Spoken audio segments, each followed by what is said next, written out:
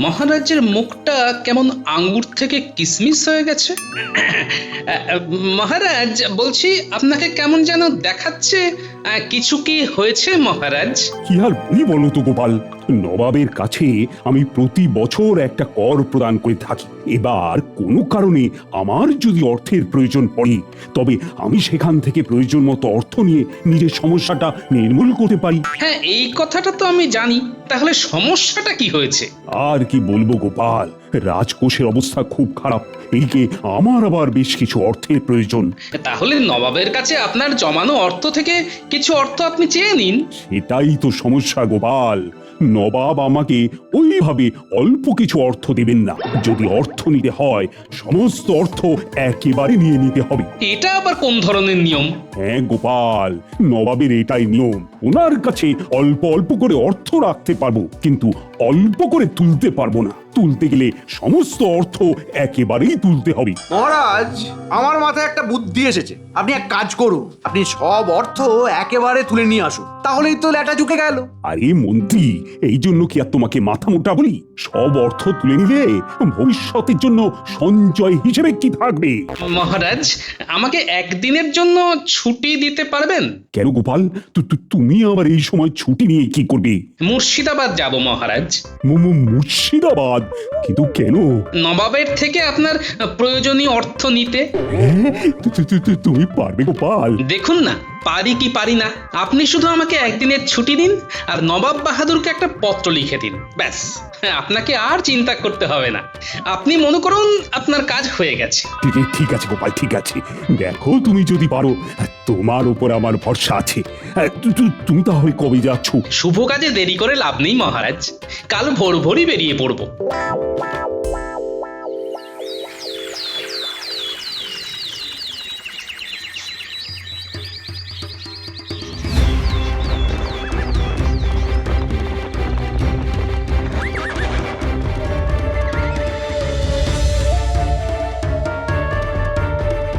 সেলাম জাহাপনা। আরে গোপাল যে, তুমি হঠাৎ? একটা পত্র নিয়ে এসেছি জাহাপনা। পত্র? কিসের পত্র গোপাল? পড়ুন, পড়লেই বুঝতে পারবেন। ঠিক আছে, দাও দেখি।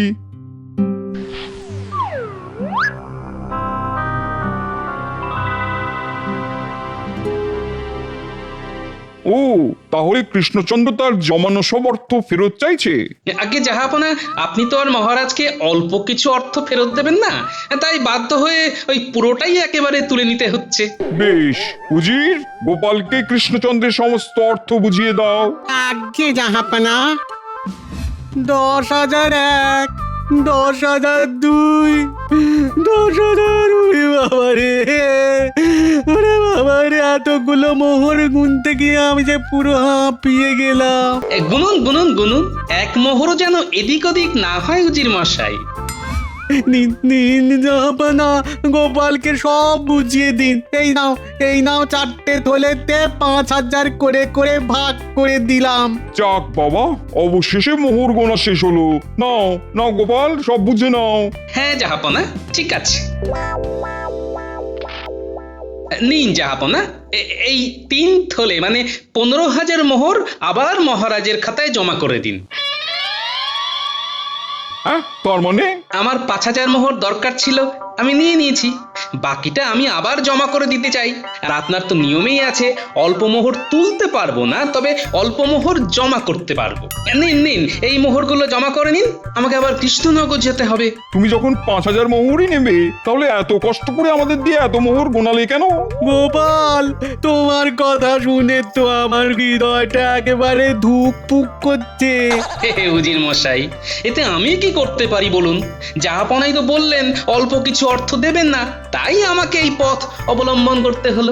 বাবা, এ তো পুরো ভয়ঙ্কর ব্যাপার। না না না না, গোপালকে বেশি কিছু বলে লাভ নেই। দেখা গেল বুদ্ধি খাটিয়ে আবার কিছু একটা করে বসলো। আচ্ছা, ঠিক আছে, গোপাল, তুমি কৃষ্ণনগরে ফিরে যাও। আমি কৃষ্ণচন্দ্রের নামে এই 15,000 মোহর জমা করে রাখবো, ঠিক আছে? কিন্তু জাহাপানা, আমি যে খাটনি করে এতগুলো মোহর গুনলাম, তার কি হবে? উজির মশাই, এতকাল তো কত অগন্তি মোহর নিজের ট্যাঁকে ভরেছেন, আজকে না হয় একটু গুনলেন এতে এমন কি হলো? না না না, গোপালকে বেশি কিছু বলা যাবে না। বলা তো যায় না, দেখা গেল নবাব বাহাদুরের সামনে আমার একেবারে হাটে হাঁড়ি ভেঙে দিল। ঠিক আছে জাহাপনা, আমি তবে আসি। হ্যাঁ গোপাল, এসো এসো এসো।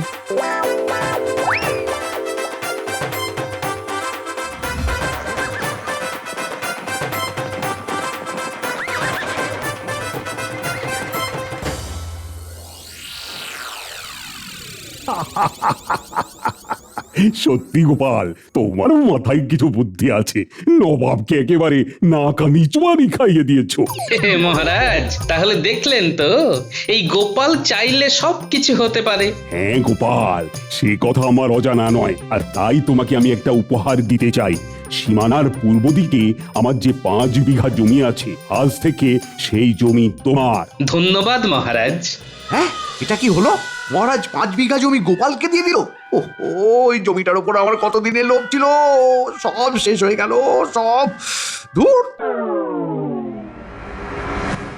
না না না না না না, ওই 5 বিঘা জমি কিছুতেই গোপালের হতে পারে না। না না না না না, আমাকে কিছু একটা করতেই হবে, কিছু একটা করতেই হবে যাতে ওই জমি গোপালের হাত থেকে আমার হাতে চলে আসে। কিন্তু কি করি কি করি কি করি কি করি, কিছুই তো বুঝতে পারছি না। একটা উপায় এসেছে, একটা উপায় এসেছে। আমি বরং খাম্বাজ রাজ্যে যাই। খাম্বাজ রাজার সাথে বসে একটা আলোচনা করা যাবে। খাম্বাজ রাজের সাথে তো গোপালের একেবারে আদায় কাঁচকলায় সম্পর্ক। উনি নিশ্চয়ই কোনো না কোনো উপায় আমাকে বের করে দেবে।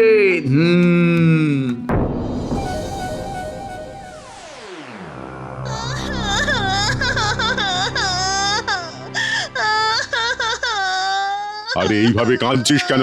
কি হয়েছে সেটা তো বল। পিতা, আমি আর স্বামীর সংসার করব না। আমি এখন থেকে তোমার এখানেই থাকবো। উমা, সে কি কথা? তুই এখানে থাকবি মানে? শ্বশুর বাড়িতে আমার মন বসছে না পিতা, তাই তাই আমি ওই শ্বশুর বাড়িতে থাকবো না। তা বললে কি আর হয়? খাম্বাজ রাজার কন্যা শ্বশুর ঘর করতে পারেনি জানলে সবাই কি বলবে বলতো? যে যাই বলুক, আমি আমার সিদ্ধান্ত নিয়ে নিয়েছি। আমি কিছুতেই শ্বশুর বাড়িতে ফিরে যাব না। হ্যাঁ, এইবার কি হবে? সবাই যদি জানতে পারে আমার মেয়ে বিবাহ বিচ্ছিন্ন, তাহলে তো আমার মান সম্মান একেবারে ধুলোয় মিশে যাবে। উফ, কি যে করি। তাহলে এই ব্যাপার, একটা ভালো সুযোগ হাতে এসেছে। এই সুযোগটারই সদ্ব্যবহার করতে হবে। আর এই সুযোগেই ওই বেটা গোপালেরও একটা ব্যবস্থা করতে হবে। মহারাজ, আমার প্রণাম নেবে। আরে কৃষ্ণনগরের মন্ত্রী যে, তো তুমি হঠাৎ? মহারাজ, একটা আর্জি নিয়ে এসেছিলাম। আরজি? কিসের আরজি? খবর পেলাম আপনার মেয়ে বিবাহ বিচ্ছিন্ন হয়েছে। এর মধ্যে কৃষ্ণনগরের মন্ত্রীর কানে খবরটাও চলে গেছে। হ্যাঁ, হায় হায় হায়, এইবার কি করব? হ্যাঁ, এইবার কি করব আমি? মানে তুমি কি করে জানলে? খবর কি আর চাপা থাকে খাম্বাজ রাজ? আমার কানে সব খবরই এসে পৌঁছায়। চন্দ্র সূর্যেও যদি কিছু হয়, তবেও সেটা আমার কানে এসে পৌঁছাবে। শোনো, বলছিলাম কি, তুমি যখন জেনেছো, মানে জেনেই ফেলেছো, তখন আর কাউকে বলো না কিন্তু মন্ত্রী। তাহলে আমার মান সম্মানের ছিটে ফোঁটাও আর বেঁচে থাকবে না। আরে মহারাজ, আপনি চিন্তা করবেন না। আপনার মান সম্মানের ছিটে ফোঁটাও নষ্ট হতে আমি দেব না। আরে সেই জন্যই তো আমার আপনার কাছে আসা। আরে তুমি কি বলতে চাইছো একটু খোলসা করে বলো তো মন্ত্রী। আমি তো তোমার কোনো কথাই বুঝতে পারছি না। মহারাজ, আপনি গোপালের সাথে আপনার মেয়ের বিবাহ দিয়ে দিন, দেখবেন সব দিক থেকে ভালো হবে। হ্যাঁ, কি বলছো তুমি মন্ত্রী? গোপালের সাথে আমি আমার মেয়ের বিয়ে দেবো? এত বয়স্ক একটা লোকের সাথে আমি কেন আমার মেয়ের বিয়ে দেবো? হ্যাঁ, তাছাড়া গোপাল তো বিবাহিত। মহারাজ, আরে গোপাল বিবাহিত তো কি হয়েছে? বিবাহ বিচ্ছেদ করতে আর কত সময় লাগবে? আর একটা কথা বলছি, কিছু মনে করবেন না। আপনার মেয়ের একবার বিবাহ বিচ্ছেদ হয়েছে, এরপরে তো কোনো রাজপুত্র আর বিবাহ করতে আসবেও না। এই কথাটাও তুমি ঠিকই বলেছো মন্ত্রী। আর গোপালের কাছে এখন অনেক সম্পত্তিও আছে। এই কিছুদিন আগেই আমাদের মহারাজ গোপালকে তার 5 বিঘা জমি উপহার হিসেবে দিয়েছে। আর গোপালের মতো বুদ্ধিমান জামাই যদি আপনার ঘরে থাকে, তাহলে তো আপনার আর কোনো চিন্তাই থাকবে না। কিন্তু গোপাল কি রাজি হবে আমার মেয়েকে বিয়ে করতে? গোপালকে রাজি করানোর দায়িত্ব আমার। আপনি শুধু আমাকে কথা দিন যে বিয়ের পর গোপালের ওই 5 বিঘা জমি যেন গোপাল আমার নামে করে দেয়। আচ্ছা, সে না হয় হবে, তুমি গোপালকে তো আগে রাজি করাও। গোপালকে এমন ফাঁদে ফেলবো যে গোপাল রাজি না হয়ে যাবে কোথায়।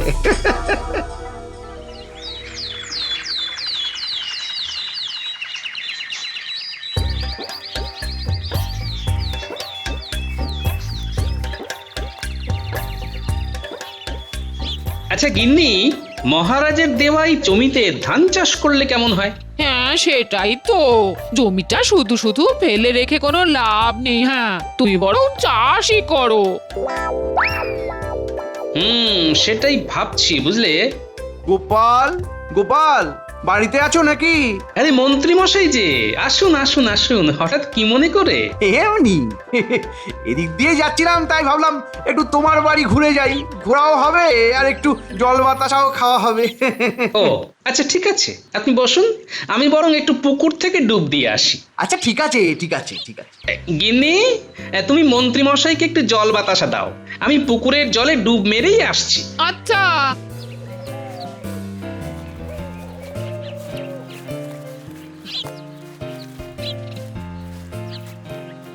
এই দাঁড়ান মন্ত্রী মশাই, আমি আপনার জন্য একটু জল বাতাসা নিয়ে আসছি। হ্যাঁ আচ্ছা ঠিক আছে, আমাকে যেভাবেই হোক গোপালের রান্নাঘরে পৌঁছতে হবে।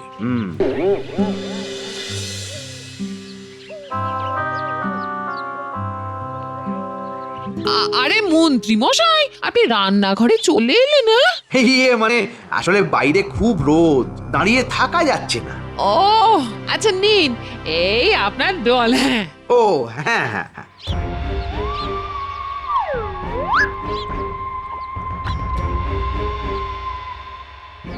ইস, জলটা তো একদম গরম হয়ে গেছে। গরম হয়ে গেছে, কিন্তু আমি তো মাটির কলসি থেকে আপনাকে জল দিলাম। মাটির কলসির আর কি দোষ গোপাল গিন্নি, বাইরে যা গরম। তুমি বরং এক কাজ করো, তোমাদের বাড়ির কাছেই যে কুয়োটা আছে ওখান থেকে একটু জল নিয়ে এসো। কুয়ো থেকে? আচ্ছা ঠিক আছে, দাঁড়ান তবে, দাঁড়ান দাঁড়ান।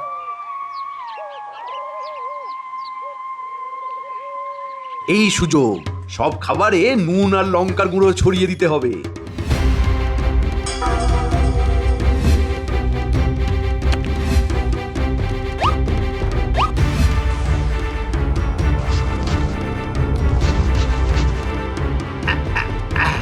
ব্যাস, রান্নাঘরের কাজ শেষ। গোপাল আর গোপাল বউয়ের মধ্যে ঝগড়া লাগানোর বীজ পুঁতে দিয়ে গেলাম। এইবার শুধু বীজ থেকে চারা গাছ হওয়ার অপেক্ষা। না যাই, এইবার এই ঘর থেকে বেরিয়ে পড়ি।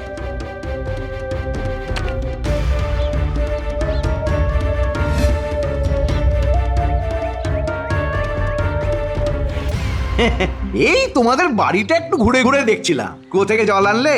হ্যাঁ এই যে দাঁড়ান, আমি একটা পাত্র করে এনে দিচ্ছি। হ্যাঁ আচ্ছা,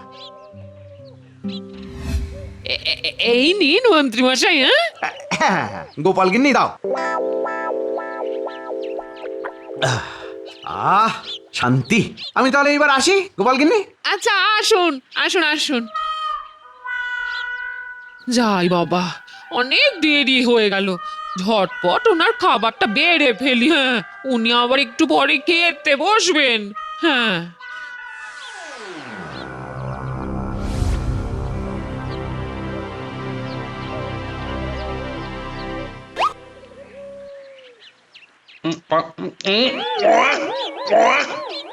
ও এটা কি রান্না করেছো? উফ বাবা, কি ঝাল! উফ, ঝাল? এই কিন্তু আমি তো এত ঝাল দিইনি। শুধু ঝাল, তারপর পুরো নুনে পোড়া। নুনে পোড়া? কি যে বলছো তুমি? আমি কি বলছি? আমি কি বলছি একবার খেয়ে দেখো না, খেয়ে দেখো, তাহলে বুঝতে পারবে। ধুর, পুরো খাওয়াটাই একেবারে মাটি করে দিল। গিন্নি, ভালো মতো বলে দিচ্ছি, মন দিয়ে সংসার করতে হয় করো, না হলে বাবার বাড়ি চলে যাও, বুঝলে? ঠিক আছে, আমি আজই বাপের বাড়ি চলে যাব। হ্যাঁ হ্যাঁ তাই যাও, আমিও বাঁচবো। হ্যাঁ তুমি তো বাঁচবেই, আমি গেলে তুমি আবার একটা বিয়ে করতে পারবে। হ্যাঁ হ্যাঁ, দরকার পড়লে তাই করব। আগুন লেগেছে, আগুন আগুন। যাই, এই সুযোগে গোপালের কাছে কথাটা পারি।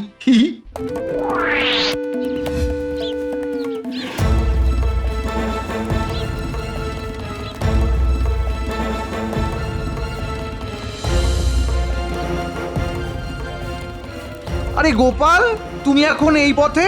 কিছু না, এমনি বেরিয়েছি একটু। না না, কিছু তো একটা হয়েছে। কি হয়েছে আমাকে বলো না গোপাল। আরে আরে, আমি তো তোমার দাদারই মতো। হ্যাঁ, কি গিন্নির সাথে ঝামেলা হয়েছে নাকি? বুঝি বুঝি বুঝি গোপাল, দীর্ঘদিন একসাথে থাকতে থাকতে এইরকম একটু আধটু হয়। তুমি এক কাজ করো গোপাল, তুমি হ্যাঁ, তোমার গিন্নিকে ছেড়ে দাও। গিন্নিকে ছেড়ে দেবো? কি বলছেন কি মন্ত্রী মশাই? হ্যাঁ, ঠিকই তো বলছি। আমার কাছে তোমার জন্য একটি ভালো পাত্রীর সন্ধান আছে। ভালো পাত্রী? হ্যাঁ, খাম্বাজ রাজার মেয়ে, দেখতেও যেমন সুন্দরী তেমনি গুণবতী, আর বিয়ে হলে পুরো খাম্বাজ রাজ্য তোমার। মন্ত্রী মশাই হঠাৎ আমার বিবাহ নিয়ে পড়লেন কেন? নিশ্চয়ই কোনো ব্যাপার আছে। আমাকে যেভাবেই হোক এই মন্ত্রীর পেট থেকে কথা বের করতেই হবে। কি হলো গোপাল, হ্যাঁ কি ভাবছো? না মানে খাম্বাজ কন্যা কি আমাকে বিবাহ করতে রাজি হবে? আমি তো ওনার থেকে বয়সে অনেক বড়। আরে কেন হবে না? খাম্বাজ কন্যার প্রথম বিবাহ ভেঙে গেছে, তাই খাম্বাজ রাজ তার কন্যার জন্য দ্বিতীয় পাত্র হিসেবে তোমাকেই চাইছেন। আমাকেই? কিন্তু কেন? আরে তুমি এত বুদ্ধিমান, তুমি যদি ওনার জামাই হও তাহলে তো আর ওনার কোনো চিন্তাই থাকবে না। আচ্ছা বেশ, তাহলে তুমি রাজি তো গোপাল? হ্যাঁ রাজি? হ্যাঁ, খাম্বাজ রাজ যখন চাইছেন তখন আমি কিভাবে আপত্তি করি বলুন? বাবা বাবা বাবা, তাহলে আমি আজকেই খাম্বাজ রাজকে বলে আগামীকালই তোমাদের বিয়ের বন্দোবস্ত করে নেবো গোপাল। আগামীকালই? আরে শুভ কাজে দেরি করে কি লাভ বলো? আচ্ছা গোপাল, তোমার কাছে আমার একটা ছোট্ট আর্জি আছে, তোমাকে কিন্তু রাখতে হবে। কি আরজি মন্ত্রী মশাই? মানে দেখো দেখো, তোমার যদি খাম্বাজ কন্যার সাথে বিয়েই হয়ে যায়, হ্যাঁ, তবে তুমি তো পুরো খাম্বাজ সাম্রাজ্যটাই পেয়ে যাবে। তখন মহারাজের দেওয়া ওই 5 বিঘা জমি নিয়ে তুমি কি করবে বলো তো? হ্যাঁ, ও জমি তুমি আমায় দিয়ে দাও গোপাল। হ্যাঁ, ও জমিটা তুমি আমায় দিয়ে দাও। আচ্ছা, তাহলে এই ব্যাপার। এখন বুঝতে পারলাম এই মন্ত্রীর আসল উদ্দেশ্য আসলে কি। আমার তো মনে হচ্ছে আমার আর গিন্নির মধ্যে ঝগড়াটাই মন্ত্রী সৃষ্টি করেছে। এই জন্যই আজ সকাল সকাল আমার বাড়িতে এসে হাজির। হ্যাঁ হ্যাঁ হ্যাঁ, এবার পুরো অঙ্কটা মিলে গেল। তবে আমার নামও গোপাল, আমাকে ঠকানো এত সহজ নয় মন্ত্রী মশাই। ভণ্ড মন্ত্রীর বিয়ে আমি পণ্ড করেই ছাড়বো। হ্যাঁ হ্যাঁ। কি গোপাল, হ্যাঁ রাজি তো? রাজি? এত সুন্দর প্রস্তাবে রাজি না হয়ে উপায় আছে বলুন? ব্যাস ব্যাস, তাহলে তো হয়েই গেল। আমি কালকেই তাহলে তোমার আর খাম্বাজ কন্যার বিয়ের ব্যবস্থা করছি। একদম, আপনিই তো বললেন শুভ কাজে দেরি করতে নেই, তাই আর দেরি করে লাভ নেই মন্ত্রী মশাই। উফ, আহ, এতদিনে গোপালকে ফাঁদে ফেলতে পেরেছি।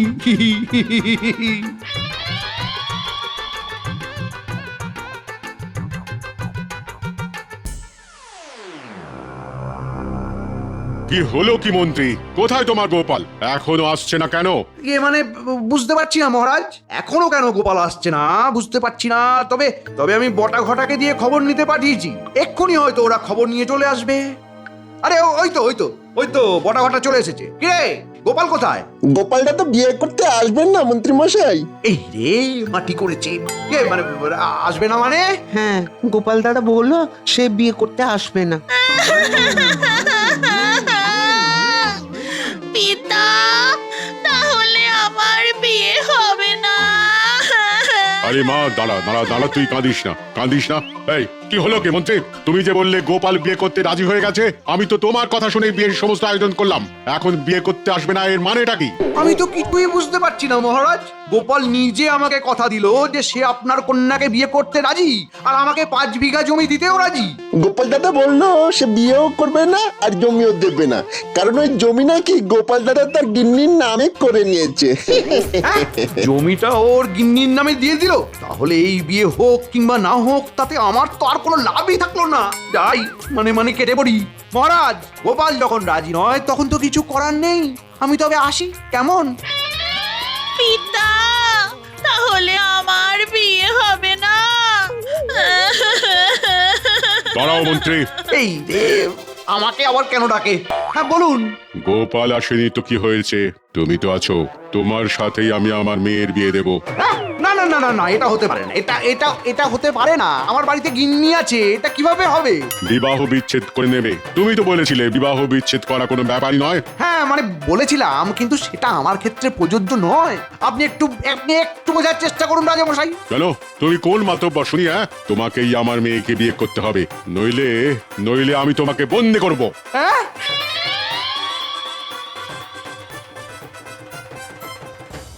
এ কি গিন্নি তুমি? আমি তোমার তো সাহস মন্দ নয়, তুমি আমাকে ছেড়ে অন্য কাউকে বিয়ে করছো। হ্যাঁ? ইয়ে মানে বিশ্বাস করো, বিশ্বাস করো, আমি এই বিয়ে করতে চাইনি, কিন্তু তোমাকে কে খবর দিল? হে হে, আমি মন্ত্রী মশাই। গোপাল, তুমি? আরে আরে আরে, ওই তো আমার বর। বর বর বর, আমাকে ক্ষমা করে দাও। না না, তোমাকে ক্ষমা চাইতে হবে না, তুমি শুধু আমার সাথে আমার রাজ্যে ফিরে চলো। এ কি জামাই, তুমি? আরে তোমাকে কে নিয়ে এলো? হে হে, আমি মহারাজ। গোপাল তুমি? হ্যাঁ মহারাজ, চোখের সামনে এত বড় সর্বনাশ তো আর হতে দিতে পারি না, তাই সবাইকে নিয়েই চলে এলাম। পিতা, আমি আমার বরকে পেয়ে গেছি, আমি ওকেই এবার বিয়ে করব আর আর ওর সাথেই থাকবো। হ্যাঁ। গোপাল, তুমি আজ আমায় জোর বাঁচানোর বাঁচালে গো, না হলে যে আমার কি হতো। এইরকম ভুল দ্বিতীয়বার করবেন না মন্ত্রী মশাই, তখন কিন্তু এই গোপাল আর আপনাকে বাঁচাবে না।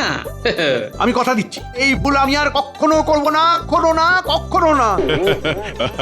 তাহলে তো সমস্যা মিটেই গেল, কারুরই আর বিবাহ বিচ্ছেদ করতে হলো না। ধন্যবাদ, ধন্যবাদ গোপাল, অনেক ধন্যবাদ। আমার মেয়ের জীবনটা এইভাবে গুছিয়ে দেবার জন্যে অনেক অনেক ধন্যবাদ গোপাল, অনেক ধন্যবাদ।